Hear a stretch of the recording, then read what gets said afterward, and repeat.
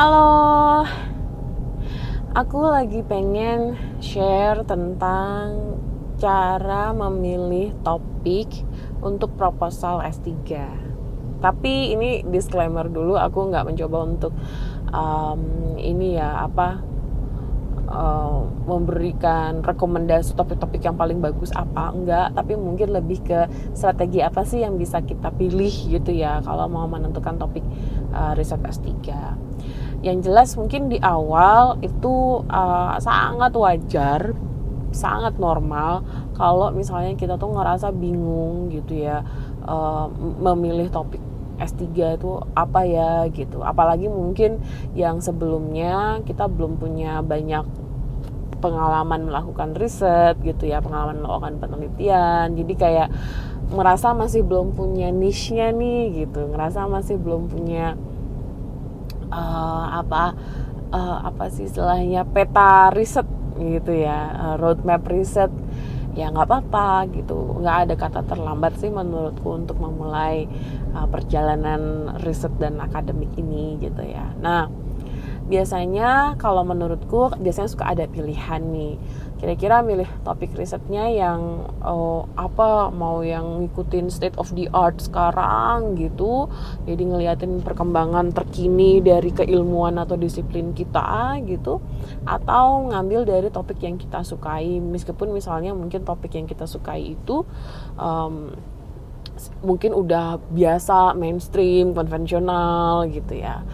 Kalau dari aku pribadi sih, menurutku memilih topik riset itu harus berangkat dari hal yang kita suka, hal yang kita passions gitu ya. Kenapa?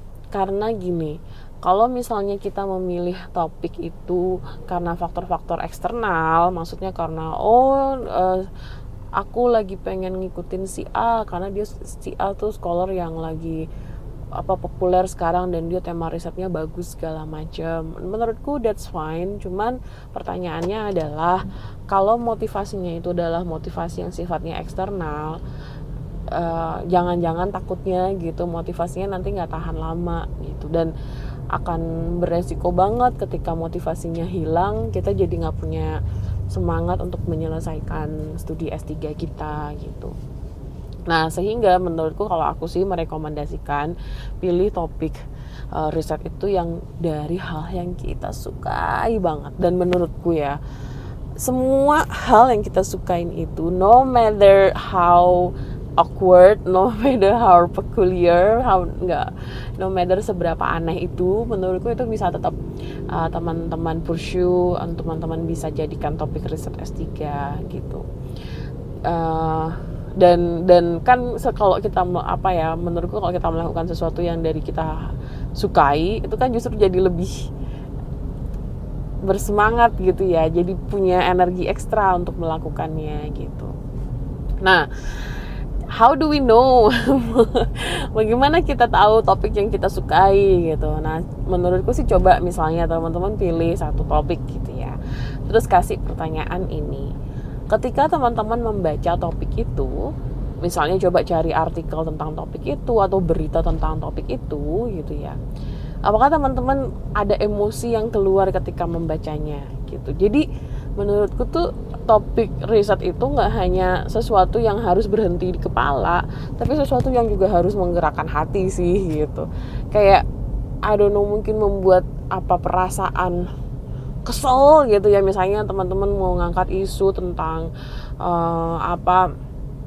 ketidakadilan, mengangkat isu tentang genosida, atau mengangkat isu tentang perang gitu ya. Ketika kalian membaca itu, how do you feel? Nah, tanyakan perasaan itu gitu. Jadi kalau misalnya nggak ada perasaan, biasa aja sih, kayak baca biasa aja. Nah, jangan-jangan itu bukan topik yang sebenarnya kita sukai gitu ya. Jadi atau kalau misalnya sebaliknya juga, kalau misalnya ada topik yang setiap dibaca tuh berasa kayak wow gitu, aha moment terus gitu ya, oh iya nih, oh iya kayak gitu.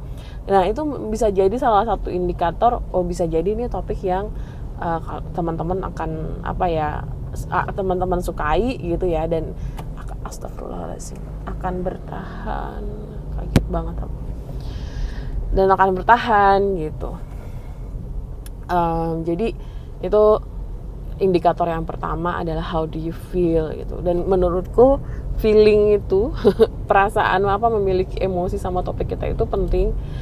Kenapa? Karena ya buatku menulis tesis gitu, riset S3 itu adalah sebuah project yang personal gitu ya.